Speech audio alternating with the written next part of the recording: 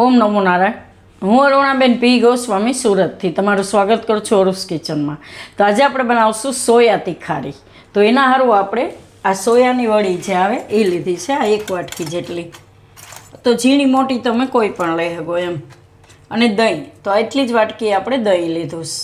અને એક ડુંગળી મોટી આ રીતે સુધારીને લીધી છે, સફેદ ડુંગળી છે, તમે કોઈ પણ ડુંગળી લઈ શકો. અને મસાલામાં આપણે લસણ અને આદું છીણેલું લીધું, થોડોક ગરમ મસાલો લીધો અને 2 થી 3 આપણે લીલા મરચાં લીધા, થોડીક કસૂરી મેથી લીધી છે અને થોડાક લીલા ધાણા. ને નોર્મલ આપણે મસાલા જોહે કે હળદર, મરચું, ધાણા, જીરું, રાઈ જીરું એ બધું એમ, મીઠું, તેલ જોહે અને પાણી જોહે. તો પહેલાં આપણે આને બાફવાની છે થોડીક વાર ગરમ પાણીમાં. તો આમાં આપણે ગરમ પાણી મૂકી દેવું. તો આ પહેલાં મૂક્યું હતું મેં ગરમ પાણી, તો આમાં આપણે બાફી લેવું. તો આને પહેલાં એકવાર આપણે ધોઈ નાખીશું. તો આને આપણે 2 થી 3 પાણીએ ધોઈ નાખી છે વળીને. એને ગરમ પાણીમાં નાખી દેવું. અને થોડુંક એમાં આપણે મીઠું નાખી દેવું, એટલે અંદર મીઠું ચડી જાય. આને થોડીક વાર આપણે 3 થી 4 મિનિટ આને ઉકાળી લેવું ગરમ પાણીમાં આ રીતે. ઢાંકી દેવું. એવું લાગે કે ઉભરાય છે તો ગેસ ધીમો કરી દેવાનો. તો આને આપણે 3 થી 4 મિનિટ પકાવી લીધું છે. તો એકદમ સરસ સોફ્ટ થઈ જાય અને ફૂલીને થોડીક મોટી થઈ ગઈ. તો આને આપણે હવે કાઢી લેવું. કોઈ પણ એક જારીવાળું વાસણ હોય એમાં આપણે કાઢી લેવાનું. ને બધું પાણી એનું આપણે નિતારી દેવાનું છે. તો થોડુંક ઠંડુ થાય એટલે એકદમ હાથથી આપણે નીચવીને બધું પાણી એનું કાઢી લેવું.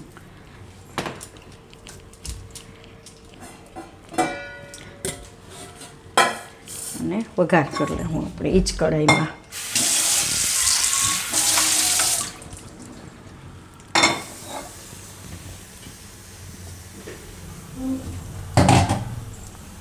થોડીક કઢાઈને કોરી કરી લેવું. તો કઢાઈમાં આપણે તેલ ગરમ મૂકશું. તો 1 ચમચા જેટલું આપણે તેલ નાખ્યું ને તેલને ગરમ થવા દેવું. તો તેલ આપણું ગરમ થઈ ગયું છે. તેમાં થોડીક આપણે રાઈ નાખીશું અને જીરું.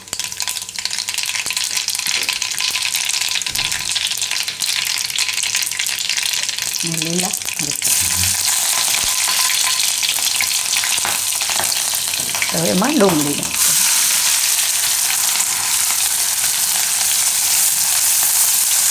ડુંગળી થોડીક વાર પાકવા દેવું.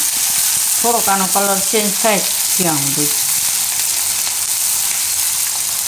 તો આ રીતે ડુંગળીને થોડીક વાર પાકવા દેવાની. હવે એમાં આપણે નાખી દેવું લસણ અને આદું.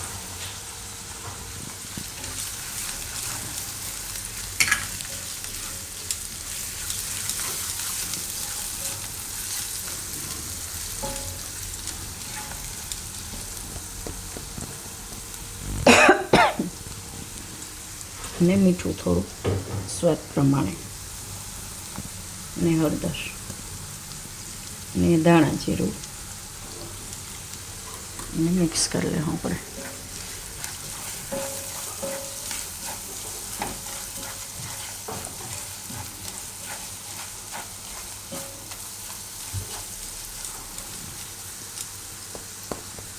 ગરમ મસાલો નાખી દેવું અને લાલ મરચું. તો તીખું અને કાશ્મીરી બેય નાખીશું આપણે. થોડુંક તીખું નાખીશું અને થોડુંક કાશ્મીરી કલર માટે. અને મિક્સ કરી લેવું. અને કસૂરી મેથી નાખી દેવું.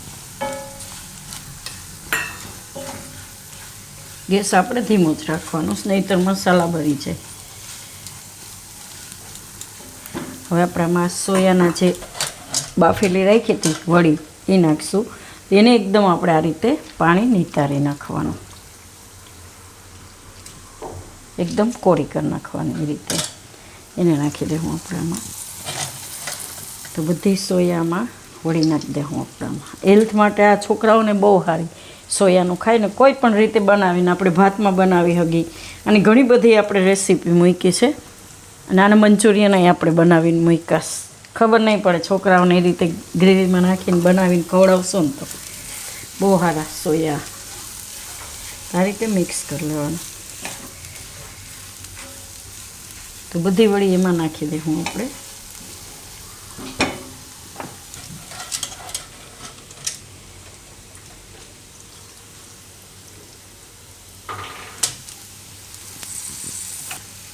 તો આને આપણે 1 થી 2 મિનિટ આ રીતે મસાલામાં ફેરવી લેવાનું.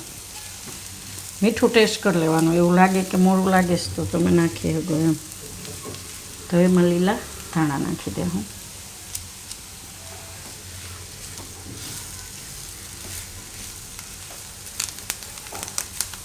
અને ગેસ આપણે બંધ કરી દઈશું.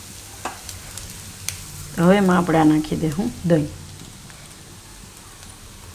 તો દહીં બહુ ખાટું નહીં લેવાનું, મોરું દહીં લેવાનું.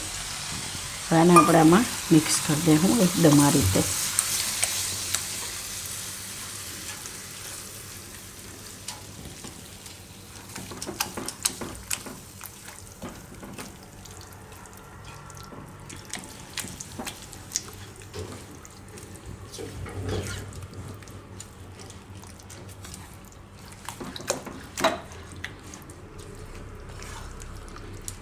આ રીતે એમાં મિક્સ કરી દેવાનું. એકદમ મસ્ત ફ્લેવર આવે છે. ને મરચું તમે તમારા હિસાબે તીખું નાખી શકો એમ. જેવું તીખું ખાતા હોય એ પ્રમાણે તમે લાલ મરચું કે લીલું મરચું એ રીતે નાખી શકો એમ. આને આપણે હવે કાઢી લઈશું.